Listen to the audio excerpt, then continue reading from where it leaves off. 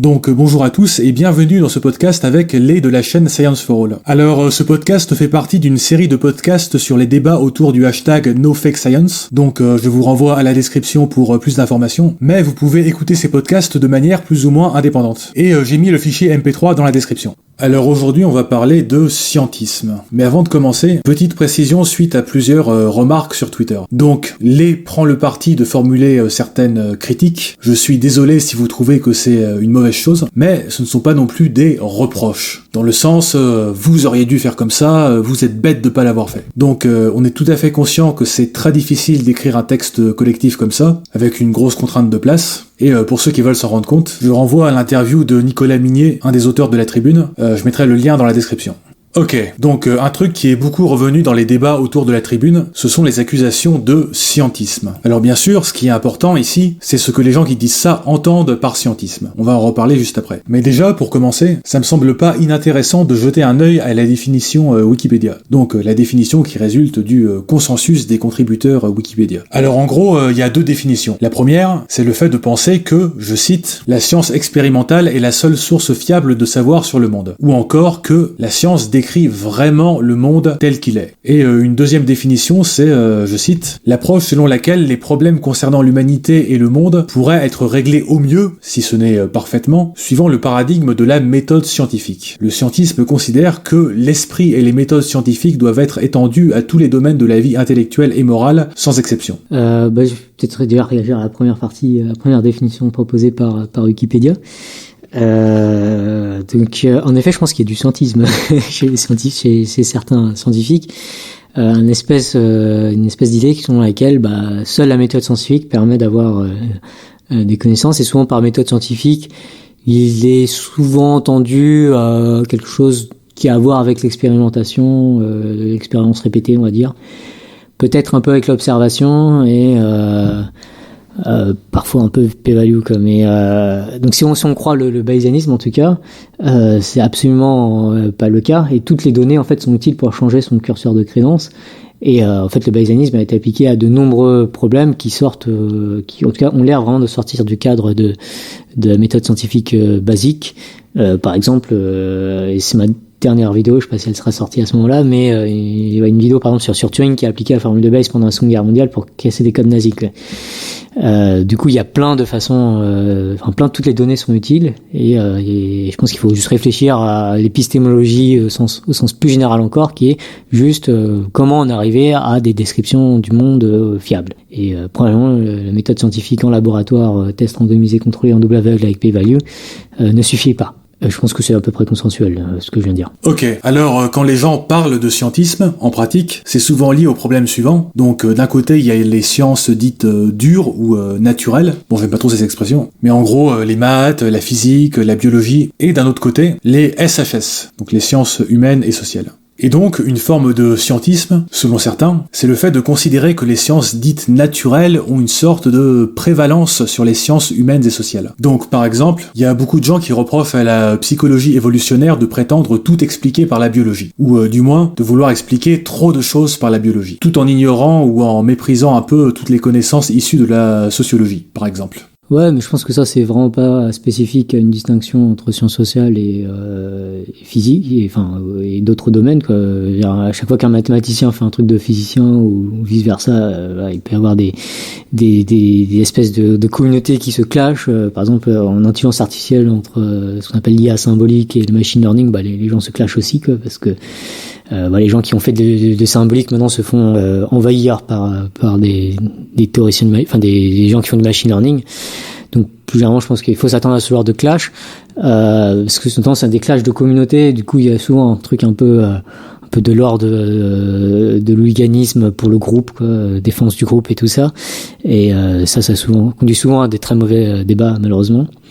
La question plus intéressante à mon sens, c'est comment est-ce qu'on peut, quelles sont les meilleures façons de penser, quelles sont les meilleures façons d'avoir des prédictions et des descriptions du monde qui sont aussi fiables que possible, et souvent une combinaison de différents trucs est la meilleure chose à faire. Mais parfois aussi, il arrive que une méthode surpasse les autres.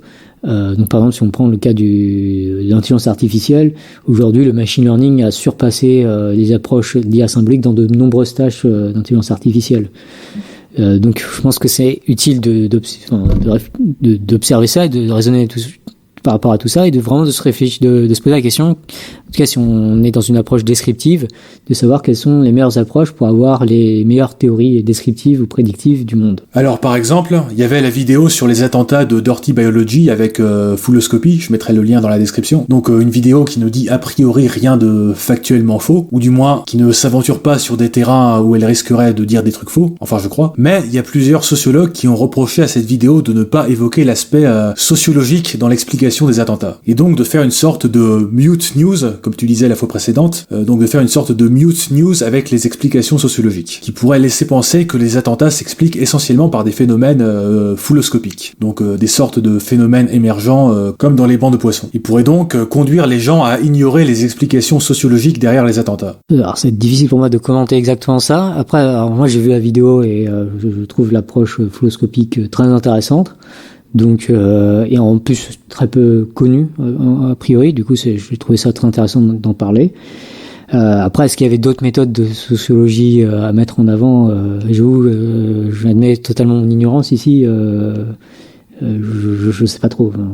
Bon, là c'était juste un exemple, mais en gros c'était pour illustrer qu'il y avait souvent une sorte de tension entre sciences naturelles et sciences humaines. Et du coup, comment on pourrait résoudre cette tension sans tomber dans les guerres de clans? Je trouve ça juste dommage déjà que les gens s'embarquent dans des guerres de clans, et puis il y a sans doute des collaborations à faire et des réflexions à avoir.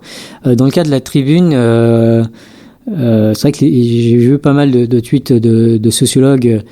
Il y en a qui critiquaient le côté apolitique et du coup ils avaient assez raison pour le coup. Et je pense qu'il y avait une maladresse dans la tribune et les sociologues l'ont relevé à juste titre.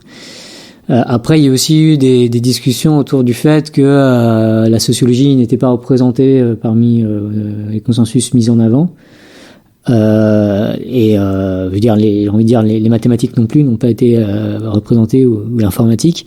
Et ça vient vraiment des expertises des gens qui étaient dans le mouvement NoFX au début. Il n'y avait pas de sociologue, tout simplement. Du coup, il n'y avait pas d'expertise en sociologie. Et du coup, ils n'ont pas osé mettre un truc de sociologie. Je pense qu'avec un peu de travail collaboratif, de réflexion et de débattons mieux, il y a moyen d'avoir des trucs plus complet et ainsi de suite. Alors, tant que j'y suis, une autre remarque des sociologues, c'était que si on considère qu'il faut mettre en avant le consensus scientifique dans les sciences naturelles, donc comme le réclame la tribune, alors il faut également mettre en avant le consensus scientifique dans les sciences humaines. Alors bien sûr, il y a des branches des sciences humaines assez quantitatives, donc par exemple, si on étudie les statistiques sur les inégalités de salaire hommes-femmes, là je pense que ça pose pas trop de problèmes, mais il y a aussi une part importante des sciences humaines qui est non quantitative. Donc pas de chiffres, pas d'équations, pas de relevé de mesures, pas de simulation. Donc est-ce que tu mettrais sur un pied d'égalité les consensus scientifiques qui ont été cités dans la tribune et les consensus qui pourraient exister dans les sciences humaines non quantitatives? Donc c'est vraiment pas une question facile parce que il y a un peu une réponse un peu politiquement correcte qui est de dire que toutes les sciences se valent. Mais je pense que c'est vraiment important de faire attention à cette idée. Parce que il y a des théories, par exemple en physique, pour lesquelles on est à un degré de confiance beaucoup plus grand que quand le changement climatique, par exemple. Donc tous les consensus scientifiques ne se valent pas nécessairement. Et je pense que c'est très important de faire gaffe à différents degrés de crédence et de subtilité. Donc c'est un peu difficile pour moi de commenter parce que je connais pas suffisamment la sociologie. Alors ok, pour poser une question plus spécifique, est-ce que tu ferais une distinction forte entre les sciences quantitatives et qualitatives? Le fait que quelque chose soit quantitatif ne fait pas de lui quelque chose de fiable en tant que tel. Il y a beaucoup de résultats quantitatifs, on peut faire des modèles très quantitatifs et qui par exemple prédisent les probabilités que telle équipe gagne dans un match de foot. Voilà, c'est un modèle très quantitatif, mais ça veut pas dire qu'il est très fiable. Et à l'inverse, il est possible de faire des analyses qualitatives où les données qualitatives, en fait, quand on fait des études qualitatives, on se base encore sur des données. Souvent, c'est des données beaucoup plus soit des interviews, soit du texte, soit des images, soit de la vidéo. Et il est possible que ces données-là nous conduisent à des conclusions très très prononcées, et si elles sont observées par tout le monde, il est possible d'avoir des trucs quand même qui soient très très fiables avec cette analyse qualitative. Et le danger des analyses qualitatives, c'est souvent qu'elles sont beaucoup plus malléables que les analyses quantitatives, parce que souvent quand on a une analyse quantitative, on va pouvoir écrire un algorithme d'analyse de données, et cet algorithme sera transparent. Alors que si on fait une analyse qualitative, souvent il va y avoir une interprétation des données d'études par un cerveau humain, typiquement, et le cerveau humain est plus malléable et moins transparent qu'un algorithme, surtout si l'algorithme est simple. Donc, ouais, c'est des raisons a priori de dire que, bon, en principe, des études qualitatives peuvent conduire à des conclusions très très prononcées. En pratique, je pense que c'est important de faire attention un peu à cette malléabilité, de prendre ça en compte. Mais si la personne qui fait l'étude prend vraiment ça en compte et essaie d'être vraiment transparente dans son analyse qualitative, elle peut être d'une grande fiabilité. Mais sans doute pas d'une fiabilité comparable, par exemple, à la physique des particules qui prédit 13 décimales d'une observation empirique. Alors, juste pour préciser, là, il ne s'agit pas de dévaloriser certains domaines par rapport à d'autres, parce que les domaines où on fait du qualitatif, c'est justement parce qu'ils abordent des questions qui sont, d'une certaine manière, trop complexes pour qu'on puisse les aborder sous un angle purement quantitatif. Donc, je renvoie à la vidéo de Monsieur Phi sur le rapport entre science et philosophie, je mettrai le lien dans la description. Et du coup, en gros, dans chaque domaine, on fait un peu avec les outils qu'on a à notre disposition. Oui, tout à fait. Et c'est pas parce qu'une étude ne peut pas être quantitative qu'elle n'est pas importante ou qu'elle n'est pas intéressante. Je pense que il faut réfléchir aux questions importantes et intéressantes. Et je pense que c'est utile de penser en termes de problème et de se dire est-ce que ce problème est vraiment intéressant, important, et à quel point on peut faire du progrès en s'attaquant à ce domaine. Donc c'est une réflexion très altruisme efficace, réfléchir à ce genre de choses. Et il est tout à fait possible que certaines questions soient très importantes et très intéressantes, mais ne peuvent pas être étudiées de manière quantitative. Et auquel cas, l'analyse qualitative sera tout à fait souhaitable. Et d'ailleurs, une critique que je trouve tout à fait valide envers certains scientifiques très sûrs d'eux-mêmes, c'est le côté on sait pas donc on s'en fout. C'est-à-dire considérer que à partir du moment où une question ne peut pas être traitée avec des outils scientifiques quantitatifs, eh bien cette question est sans grand intérêt, voire même que c'est pas sérieux de s'y intéresser. Je pense que ça je suis d'accord avec toi, c'est-à-dire que c'est une attaque qui malheureusement est valable, je veux dire malheureusement pour les sciences. On a tendance à donner trop d'importance à des trucs qui sont purement quantifiés, mais alors que si par exemple, si on regarde les recommandations des statisticiens, il y a beaucoup de discussions sur l'importance de l'expertise. Et ce qu'ils appellent aussi le big picture. Donc essayer de prendre du recul sur l'analyse, de l'analyser dans le contexte global et comprendre aussi le contexte particulier de l'étude, quels sont les protocoles utilisés par exemple, et ensuite aussi essayer de décrire l'expertise des différentes personnes, et étant donné cette expertise, comment il faut interpréter telle ou telle donnée. Donc en fait, c'est quasiment une recommandation de statisticiens de s'appuyer au moins sur une partie un peu qualitative dans l'analyse des données. Encore une fois, en essayant d'être aussi transparent que possible. Donc l'idée selon laquelle on peut uniquement utiliser des chiffres pour faire des sciences me semble malheureusement assez problématique, en tout cas pas tout à fait, vraiment pas valide, en tout cas en pratique. Idéalement, on pourrait tout ramener à des chiffres si on applique la formule de Bayes, mais on sait aussi que la formule de Bayes n'est pas calculable en temps raisonnable. Du coup, en pratique, on est obligé de se contenter de méthodes qualitatives dans de nombreux cas. Et c'est ce qu'il faut faire. D'ailleurs, en passant, dans les papiers scientifiques, on met souvent en avant les équations, les jolies courbes et compagnie, mais à la fin du papier, il y a toujours une partie discussion des résultats, qui elle est très qualitative, et qui a du coup exactement les mêmes problèmes de malléabilité. Ouais, je pense qu'en effet, il y a beaucoup de discussions en fin d'article sur par exemple sur plein d'aspects, et qui sont souvent assez qualitatifs, pas typiquement dans un article en mathématiques appliquées ou en informatique, on va se poser la question de l'applicabilité de telle ou telle méthode à d'autres cas, de la généralisabilité des expériences qui ont eu lieu.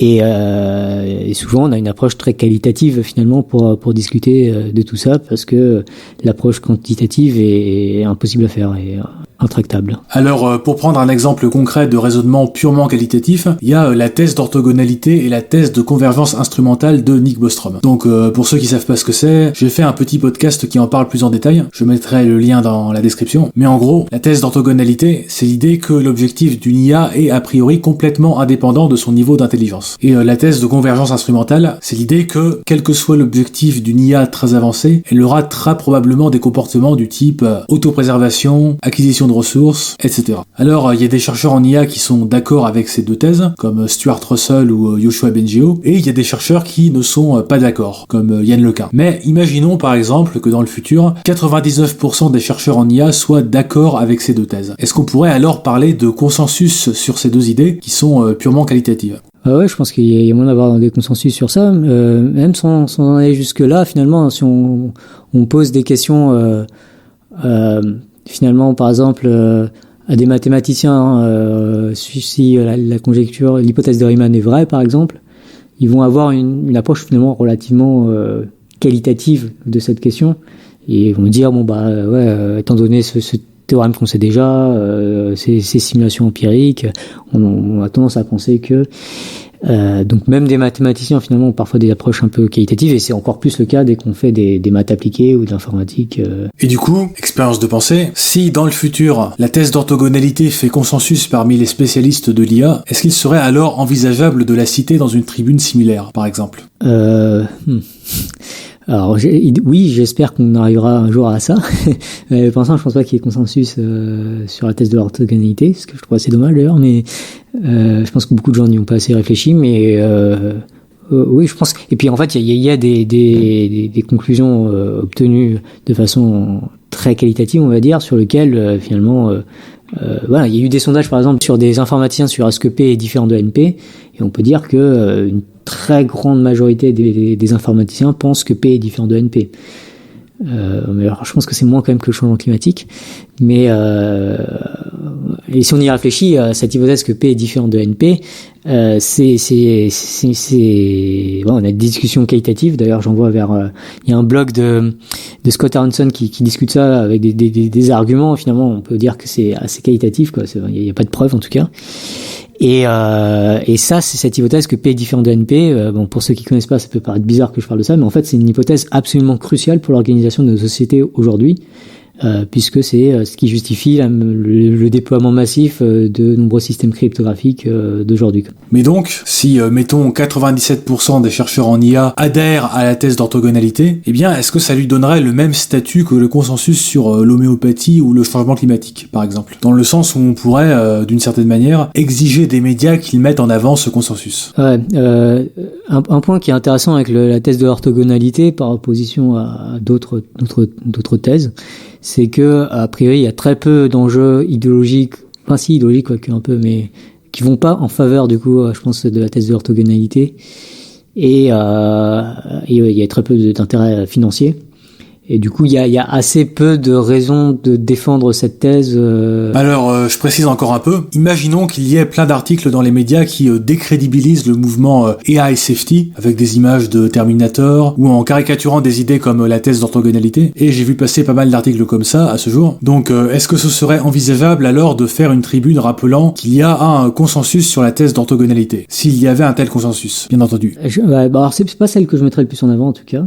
Mais pour essayer d'aller dans ce sens, il y a finalement un point assez consensuel, je pense, c'est que la plupart des informaticiens, je sais pas combien en pourcent, faudra revoir le sondage, enfin il y a eu un sondage auprès des informaticiens sur la question est-ce que construire une AGI, enfin une IA générale, ou plutôt de niveau humain disons, est-ce que concevoir une IA de niveau humain est possible? Et il me semble on n'est pas loin d'un consensus chez les informaticiens que la réponse est oui, c'est possible. Donc mettre ça en avant, oui, ça me paraîtrait. Après, je sais pas si c'est un sujet ultra important aujourd'hui. En tout cas, je sais pas si c'est un sujet qui aurait sa place dans la tribune. Je pense qu'elle soulèverait beaucoup de réactions qui seraient malencontreuses pour l'objet de la tribune, qui est avant tout de mettre en avant les sciences. Mais je pense que c'est quand même un consensus qui est au niveau des autres. Si je reprends le fameux sondage, je mettrai le lien dans la description, il y a environ 90% qui pensent que non seulement c'est possible, mais qu'en plus ça va arriver avant 2100. Donc ça, ce serait un consensus, par exemple, intéressant à mettre en avant 2100. Mais il pourrait aussi beaucoup se tromper. Et je pense que ce consensus serait pas si fiable non plus. Moi je crois en effet, mais le présenter au même niveau que les autres, peut-être que ça serait pas parce que je pense que ça reste un consensus, 90% ça reste beaucoup, mais c'est pas au niveau du changement climatique. Alors pour le changement climatique, t'as dit que c'était un truc comme 97%, mais si on avait 97% de personnes d'accord sur une idée purement qualitative, est-ce que ça aurait autant de poids que le consensus sur le changement climatique? Non, je pense que les deux consensus à 97% ne sont pas au même niveau de crédibilité. Encore une fois, à cause de ce qui est malléabilité et polarisation de groupe aussi, qui est important à prendre en compte. Donc la polarisation de groupe, c'est quoi? C'est des gens qui réfléchissent ensemble et qui pensent, qui ont tendance à penser A, et en fait après délibération, ils sont tous convaincus à 100%, enfin pas à 100%, mais ils sont ultra convaincus de A, beaucoup plus que le plus extrême du groupe. Et ça, c'est quelque chose qui est observé dans pas mal de phénomènes. Du coup, le consensus scientifique dans des phénomènes où il y a des risques de polarisation de groupe, donc ce qui peut arriver avec des communautés très petites par exemple, ou des communautés qui travaillent tous à peu près sur la même chose, et c'est moins fiable que sur des communautés très diverses qui étudient par exemple le changement climatique avec plein d'approches très différentes. Un consensus scientifique sur ça semble plus crédible qu'un consensus scientifique où il y a des risques de polarisation, aussi de biais idéologiques ou de lobbying. Ok, mais du coup, là on touche au point qui risque de fâcher certaines personnes, c'est-à-dire que, ok, il y a plein de problèmes avec la méthode scientifique, t'en parles beaucoup sur ta chaîne, et d'ailleurs certains te reprochent de trop en parler, mais malgré tous ces problèmes, est-ce qu'on peut pas considérer qu'on peut atteindre des consensus plus fiables sur des trucs chiffrés, disons, que sur des idées très qualitatives? Je serais pas si sûr de ça. Je pense que ça dépend de pas mal de choses. Il faut analyser un peu au cas par cas. Mais par exemple, dans le cas de la médecine, Jacob Stegenga est très catégorique sur le fait que il y a beaucoup de problèmes en médecine, alors qu'ils utilisent des tests randomisés contrôlés en double aveugle avec analyse statistique par p-value, très chiffré et tout ça. Donc c'est potentiellement plus compliqué que ça. Enfin, c'est plus compliqué que ça. Ce que je veux dire, c'est que par exemple, si le sujet c'est de savoir est-ce qu'une pomme tombe vers le bas, un moyen qui va mettre facilement les gens d'accord, c'est de faire l'expérience, malgré tous les problèmes liés au fait de faire des expériences. Alors que par exemple, sur l'IA de niveau humain avant 2100, il y a aucun moyen simple de le vérifier avant 2100. Et du coup, les conditions du problème font que c'est plus facile d'avoir un consensus fiable sur la pomme qui tombe vers le bas, peu importe le pourcentage de gens qui sont d'accord avec ça. Après, ça dépend ce que tu poses exactement comme question par rapport à la pomme, quoi. Le truc, c'est que des pommes, enfin, si tu poses la question, je lâche une pomme, est-ce qu'elle tombe, enfin, est-ce que le sol va toucher la pomme? Je formule un peu la phrase un peu de la même manière, mais si tu poses cette question, la plupart des gens, il va y avoir un consensus quasi unanime, quasi unanime dans le monde entier, scientifique ou non, quoi. Ce que je veux dire, c'est que c'est plus facile de faire une tribune pour dire oui, il y a un consensus sur le fait que la pomme va toucher le sol, que de faire une tribune pour dire oui, il y a un consensus sur le fait qu'une IA de niveau humain est techniquement possible. Oui, mais là pour le coup, c'est un consensus. Enfin, dans le sens où la proportion de gens qui pensent ça dans les communautés expertes sont très différentes. Je pense que 100% des scientifiques, des physiciens diraient oui, la pomme, le sol va toucher la pomme. Pas loin de 100% en tout cas. Alors que si tu poses la question de l'IA forte avant 2050, on sera très très loin de 100%.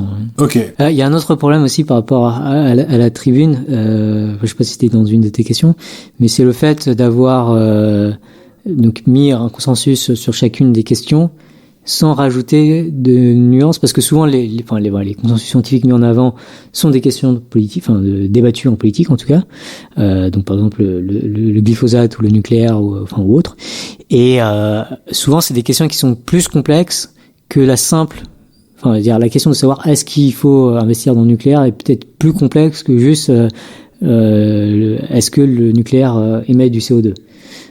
Il y a plein de questions qui se posent, et d'ailleurs je vois vers les vidéos de Le Réveilleur pour voir toutes les autres questions qui se posent, mais donner l'impression qu'il n'y a même pas d'autres questions qui se posent, je pense que c'est assez problématique, parce que ça donne l'impression que ces sujets sont simples et qu'il faut être un peu idiot pour pas pencher du bon côté, on va dire. Alors que souvent c'est comme des sujets plus complexes, notamment le cadre de l'homéopathie. Et voilà, je pense que c'est un problème un petit peu complexe. Je renvoie notamment vers la vidéo de Syllabus qui parle un peu de l'homéopathie. Il s'agit pas juste de savoir est-ce que l'homéopathie a un effet propre, un effet au-delà du placebo, mais il faut anticiper aussi, essayer de réfléchir un peu aux conséquences sociales, par exemple, du déremboursement de l'homéopathie. Bon, de toute façon, ça c'est déjà acté, donc c'est trop tard, j'ai envie de dire, mais c'est intéressant d'ajouter, je pense, un peu de nuance sur tout ça, plutôt que juste dire une phrase et donner l'impression, même si c'est pas écrit, hein, mais ça donne un petit peu l'impression que ça clôt le débat sur ces questions, alors que c'est plus compliqué. Ouais, pour prendre un exemple extrême, imaginons un produit X. Alors, il y a un consensus scientifique sur le fait que X est extrêmement nocif. Genre, on en prend, on meurt dans les 48 heures. Intuitivement, on a envie de passer directement de ce produit est extrêmement nocif à il faut interdire ce produit. Mais même dans ce cas très très simple, c'est déjà un glissement du descriptif vers le prescriptif. D'ailleurs, ça nous amène à la deuxième définition de scientisme. Donc, la deuxième définition de Wikipédia, du coup, dont on n'a pas encore parlé, qui dit que cette idée que la science peut répondre à toutes les questions, y compris morales. Alors pour le coup, je pense que il me semble de mémoire que la Tribune ajoute quelques points à ce sujet en disant que la science ne peut pas répondre à tout, quelque chose comme ça. Je pense que c'est notamment une question morale. Je reviens encore à la guillotine de Hume. Je pense si vous n'avez pas compris, c'est quelque chose qui me tient à cœur et que je pense serait très utile pour faire avancer les débats sur ces questions. Mais si on en croit en tout cas la guillotine de Hume, la science ne peut pas avoir de conclusion prescriptive. Pour en arriver à une conclusion prescriptive, il faut absolument rajouter au moins un axiome moral. Et du coup, en particulier, si on en arrive à une conclusion, il faut blablabla, il faut absolument quelque part, avant cela, expliciter quel est l'axiome moral que l'on a en question, en tête. Et malheureusement, je pense que c'est utile de réfléchir un petit peu, d'inciter sur ça. Et ceux qui ne le font pas assez, qui passent directement du descriptif au prescriptif sans soulever d'axiome moral, seront à juste titre critiqués de scientisme, à mon sens. Ok, donc c'est la fin de ce podcast. La prochaine fois, on va parler, grande respiration, de la virulence, du rapport aux journalistes et des critiques sur le hashtag Débattons mieux. À très vite.